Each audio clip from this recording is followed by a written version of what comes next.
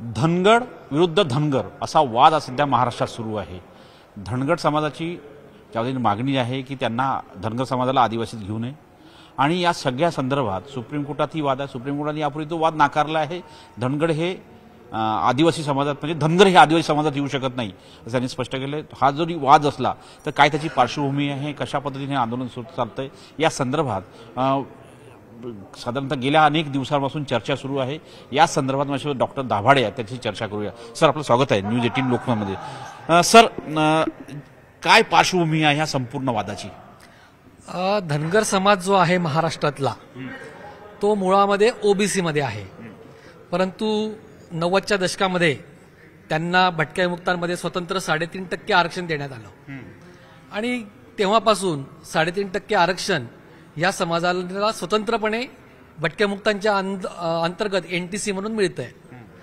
परंतु धनगर समाजाची मागणी तरी सुद्धा अशी आहे की महाराष्ट्रामधली जी अनुसूची आहे, म्हणजे ज्याला शेड्यूल ट्राईबची यादी आपण असं म्हणतो, प्रत्येक राज्याची अनुसूचित जाती आणि जमातीची वेगवेगळी यादी असते। आपण त्याला 8वी अनुसूची असं म्हणतो का? नाही नाही नाही नाही नाही, ही अनुसूची आहे, ही शेड्यूल आहे आणि शेड्यूल जे आहे ते स्वतंत्र शेड्यूल असतं आणि त्याच्यामध्ये यादी असते त्या त्या राज्यामधल्या जातीची आणि जमातींची। हे फक्त जाती जमातीच्या बाबतीत शेड्यूल असतं। तर महाराष्ट्राचा जो शेड्यूल आहे त्याच्यामध्ये 45 जमाती आहेत, 45 अनुसूचित जमाती म्हणजे शेड्यूल ट्राईब आदिवासी आहेत आणि त्याच्यामध्ये एंट्री नंबर जी 36 आहे त्यामध्ये ओरॉन कॉमा धांगड अशा पद्धतीची एंट्री ही 1956 साली झालेली आहे। आता धनगर समाजाचं असं म्हणणं आहे की हे जे धांगड आहे, ओरॉन कॉमा धांगड, हे धांगड दुसरे तिसरे कोणी नसून आम्हीच आहोत, किंवा ही जी एंट्री आली 1956 साली जेव्हा बॉम्बे स्टेट स्वतंत्र तयार झालं तेव्हा ही जी एंट्री आली आणि मध्य प्रदेशमधला काही जो भाग आहे जेव्हा तो महाराष्ट्राला जोडला गेला, विशेषतः सिरोंचा असेल किंवा तुमचं अहिरी असेल, अमरावती असेल, हे भाग जोडले गेले आणि तेव्हा पूर्वी हे धांगड, ओरॉन धांगड हे मध्य प्रदेशमध्ये होते। मध्य प्रदेशमधला हा प्रांत जेव्हा बॉम्बे प्रांताला जॉईन झाला तेव्हा महाराष्ट्राच्या अनुसूची यादीची अमेंडमेंट झाली आणि 1956ला ती अमेंडमेंट होऊन ओरॉन कॉमा धांगड ही जमात एंट्री झाली। धनगरांचं असं म्हणणं आहे, सीपी अँड बेरार मधले जे म्हणतात, correct, exactly, CP and Berar मध्ये ही मंडळी होती। पूर्वी तो CP and Berar, central provinces and Berar असा प्रांत होता, तो जेव्हा महाराष्ट्राला अटॅच झाला स्वाभाविकच तिथले जे आदिवासी आहेत ओरॉन धांगड यांचा समावेश हा महाराष्ट्राच्या शेड्यूलमध्ये झाला आणि ओरॉन कॉमा धांगड ही जमात या ठिकाणी अस्तित्वात आली शेड्यूलमध्ये। धनगरांचं असं म्हणणं आहे की हे ओरॉन कॉमा धांगड हे ज्याच्यातले धांगड जे आहेत, ही धांगड ही जी एंट्री आहे ही मुळामध्ये आमच्यासाठी म्हणजे धनगरांसाठी आलेली आहे अशा स्वरूपाचं त्यांचं प्रतिपादन आहे आणि त्यांचं असं म्हणणं आहे की ही साधारणतः स्पेलिंग मिस्टेक किंवा टायपोग्राफिकल मिस्टेक आहे असं प्रतिपादन आहे। थोडक्यात मुद्दा त्यांचा असा आहे की 36 क्रमांकाची एंट्री ओरॉन कॉमा धांगड ही धनगरांसाठी आहे असं त्यांचं अतिशय असंविधानिक आणि बेकायदेशीर प्रतिपादन आहे। या संदर्भात सुप्रीम कोर्टात देखील काही याचिका दाखल झाल्या होत्या। सुप्रीम कोर्टाने कुठल्या आधारावरती त्या याचिकांवर संदर्भात निर्णय दिलेला आहे? मुळामध्ये या संदर्भात जी याचिका दाखल झाली होती ती 2000 साली दाखल झाली होती, प्रकाश कोकणे वर्सेस स्टेट ऑफ महाराष्ट्र 2000 साली, आणि 2000 साली त्यावेळेस सुद्धा धनगर समाजाचं असंच म्हणणं होतं की ही जी एंट्री आहे धनगर धांगड वेगळे नसून ही एंट्री धनगरांसाठी आहे। बॉम्बे उच्च न्यायालयाने त्यांचं म्हणणं 2000 साली फेटाळलं होतं। त्याच्यानंतर 2017 साली धनगर समाजाला भाजपाने उचकवल्यामुळे, मी स्पष्ट या ठिकाणी नमूद करतो, भाजप आणि नरेंद्र मोदी आणि फडणवीस साहेब यांनी धनगर समाजाला उचकवल्यामुळे, त्यांना त्यांच्या नको त्या मागणीला बळ दिल्यामुळे त्या ठिकाणी धनगर समाज पुन्हा ही मागणी करायला लागला 2017 साली की आम्हाला एसटी मध्ये आम्हाला आरक्षणाची अंमलबजावणी व्हावी आणि त्यानंतर ते हायकोर्टामध्ये गेले, बॉम्बे हायकोर्टामध्ये। बॉम्बे हायकोर्टाचा निकाल जवळपास 78 सुनावण्या झाल्या। त्या सुनावण्यांमध्ये आम्ही ट्रायबल डॉक्टर फोरम, आदिवासी समाज कृती समिती म्हणून आम्ही त्याच्यामध्ये स्वतः इंटरव्हेनर राहिलेलो आहोत आणि बॉम्बे उच्च न्यायालयाने 16 फेब्रुवारी 2024ला निसंदिग्ध सुस्पष्ट शब्दात अधोरेखित केलं की महाराष्ट्रामध्ये ओरॉन धांगड नावाची जमात आहे अस्तित्वात। नंबर 1 ओरॉन धांगड आहेत आणि दुसरी गोष्ट धनगर आणि धांगड यांचा काहीही संबंध नाही असं निसंदिग्ध शब्दामध्ये जस्टिस पटेल साहेब आणि जस्टिस कमल खाटा साहेब यांचं हे जजमेंट 16 फेब्रुवारी 2024ला आलेलं आहे. त्याच्यानंतर त्या बॉम्बे हायकोर्टाच्या निकालाच्या विरोधामध्ये धनगर समाज हा सर्वोच्च न्यायालयामध्ये गेला.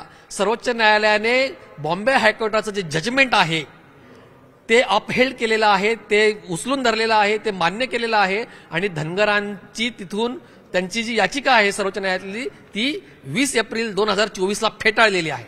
मुद्दा असा आहे की धनगरा समाजाचं जे म्हणणं आहे की नंबर 36ची एंट्री आमच्यासाठी आहे, मुळामध्ये ती एंट्री धांगड या आदिवासी जमातीसाठी आहे. त्याच्यामुळे धनगर समाजाच्या नेत्यांनी किंवा फडणवीस सारख्या नेत्यांनी अशा पद्धतीने किंवा शिंदे साहेब मुख्यमंत्री आहेत यांनी या चुकीच्या मागणीला जी असंविधानिक आहे आणि कोर्टाने चुकीची ठरवलेली आहे त्याच्यामुळे यांनी या पद्धतीचा प्रचार आणि प्रयत्न करू नये की ते आदिवासी आहेत म्हणून. नाही, पण आता जर बघितलं तर पुन्हा एकदा धनगर समाजाच्या मागणी संदर्भात राज्य सरकार काही GR काहीतरी नवीन प्रकारची तरतुदी करण्याची तयारी करते अशी चर्चा आहे. राजकीय चर्चा आहेच आहे, समाजामध्ये मोठी चर्चा आहे की धनगर समाजाला आदिवासीमध्ये समाविष्ट करून घेण्यासाठी आणि त्या संदर्भात काही बैठकी देखील राज्य सरकारने घेतलेल्या आहेत. असा प्रयत्न होताना हा प्रयत्न कसा हाणून पडेल?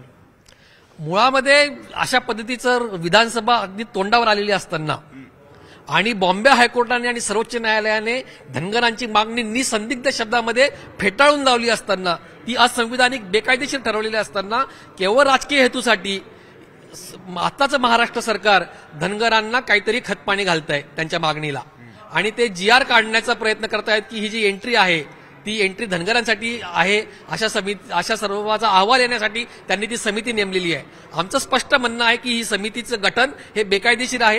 ही जी सरकार तसा विचार करत असेल तर ते बेकायदेशीर आणि असंविधानिक आहे आणि कारण नसताना समाजांमध्ये भांडणं निर्माण करण्याची, समाजामध्ये वेगवेगळे शत्रू उभे करायची, एका समाजाला दुसऱ्या समाजाविरुद्ध उभं करण्याचं हे कारस्थान सरकारने पुढे आणू नये आणि कारण नसताना समाज पेटवू नये अशी आमची त्यांना विनंती आहे. नाही, आपण साधारणतः बघितलं तर आदिवासी समाजाचं प्रतिनिधित्व करता. आदिवासींची भावना काय आहे या संदर्भात? आदिवासींची भावना आहे की जो आदिवासीच्या पोटी जन्माला येतो तो आदिवासी असतो. जे आदिवासीच्या पोटी जन्माला नाही आलेले ते आदिवासी कसे?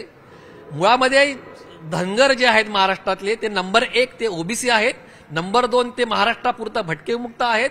त्यांचा आदिवासी संस्कृतीशी जराही संबंध नाही, काडी इतकाही संबंध नाही. महाराष्ट्रातली जी एंट्री नंबर 36 ओरॉन धांगड आहे त्याचा संबंध ओरॉनशी येतो. ओरॉन ही जमात मध्य प्रदेशमध्ये आहे, झारखंडमध्ये आहे, बिहारमध्ये आहे. जर धनगर हे ओरॉनशी अफिनिटी सांगू शकले, मुळात ओरॉन ही ट्राईब आहे, ओरॉन धांगड ह्या जमातीचा ओरॉनशी अफिनिटी आहे, त्यांच्याशी बांधिलकी आहे. तशी कोणतीही अफिनिटी धनगर समाजाची ओरॉनशी नाही. त्याच्यामुळे नंबर 36ची एंट्री ओरॉन धांगड ही धनगरांसाठी नाही, धनगर आदिवासी नाहीत. हायकोर्टाने ते आदिवासी नसल्यावर शिक्कामोर्तब केलंय, सर्वोच्च न्यायालयाने शिक्कामोर्तब केलंय. त्याच्यामुळे आदिवासी समाजामध्ये धनगर समाजाकडनं अशी जी मागणी, घुसखोरीची मागणी येते त्याच्या संदर्भामध्ये प्रचंड असंतोष आणि उद्रेक आहे आणि तो असंतोष आणि उद्रेक महाराष्ट्राच्या रस्त्यांवर दिसेल, विधानसभेमध्ये दिसेल आणि आमचे महाराष्ट्राचे जे 25 आदिवासी आमदार आणि 4 आदिवासी खासदार आहेत ते सुद्धा याच्यावर कंबर कसून उभे आहेत संघर्ष करण्यासाठी. आणि आम्ही ती आमच्या आमदार महोदयांना किंवा लोकप्रतिनिधींना पण विनंती करत आहोत की तुम्ही पूर्ण ताकद लावून महाराष्ट्र सरकारचं जे हे आदिवासी विरोधी कारस्थान आहे ते हाणून पाडलं पाहिजे. आम्ही आमच्या लोकप्रतिनिधी 25 आमदार आणि 4 खासदारांच्या पाठीशी ठामपणे उभे राहू या संघर्षामध्ये. एक तर जर बघितलं तर महाराष्ट्राच्या संदर्भात जसं चर्चा सुरू झाली धनगर आणि धनगर समाज म्हणतो की धनगड हा शब्द चुकीनं अपभ्रंश झालेला आहे, तो मूळचा धनगर आहे. आणि या संदर्भात राज्यसभेचे माजी जे खासदार आहेत महात्मे ते म्हणतात की आम्हीच आदिवासी आहोत. ते राज्यसभेचे मेंबर देऊ, त्यांनी देखील प्रयत्न केला होता. पण काय वाटतं की ओव्हरऑल साधारणतः ही चर्चा कुठून सुरू झाली, का गरज आहे धनगरांना असं वाटतं तुम्हाला? धनगर समाजाचं जे काही त्यांचं जे काही दुखणं असेल असू शकतं की आम्ही महाराष्ट्रामध्ये 1 कोटीच्या वर आहोत, आम्हाला लोकसभेमध्ये अजून एकही खासदार आमचा निवडून आलेला नाही, ही त्यांची मागणी रास्त असू शकते. परंतु त्याच्यासाठी त्यांनी त्यांचं प्रतिनिधित्व वाढवण्यासाठी किंवा निर्माण करण्यासाठी वेगळं समाजकारण आणि राजकारण उभं केलं पाहिजे. जे ते आदिवासी नाहीत तरी मग केवळ आम्हाला प्रतिनिधित्व, राजकीय प्रतिनिधित्व मिळावं, जे मिळालेलं नाही सो कॉल्ड, ते मिळवण्यासाठी चुकीच्या पद्धतीने आणि खोट्या मार्गाने असंविधानिक आणि बेकायदेशीर मार्गाने घुसखोरी करण्याचा प्रयत्न आदिवासींमध्ये करू नये, असं आम्ही त्यांना अतिशय स्पष्टपणे सांगू इच्छितो. धन्यवाद. हे डॉक्टर संजय दाभाडे आहेत. आणि महत्वाचं म्हणजे आदिवासी समाजांचा विरोध आहे याला, की धनगड ही आदिवासी नाही आहेत. जे आदिवासी आहेत ते ओराम धानगडच्या संदर्भात आहे. आणि हे जे सीपी आणि बेरारमधली जी समाज होता तो जेव्हा महाराष्ट्र संयुक्त महाराष्ट्र झाला आणि त्यावेळेस 1956 मध्ये त्या समाविष्ट करून घेण्यात आला शेड्यूलमध्ये, त्यामुळे हे आदिवासी प्रचंड विरोधात आहे. जर महाराष्ट्र सरकारने असा प्रयत्न केला तर तो प्रयत्न आम्ही निश्चितपणे हाणून पाडू असंही त्यांनी स्पष्ट सांगितलं आहे. नवी दिल्लीहून व्हिडिओ जर्नलिस्ट योगीसह प्रशांत रामदास, न्यूज 18 लोकमत.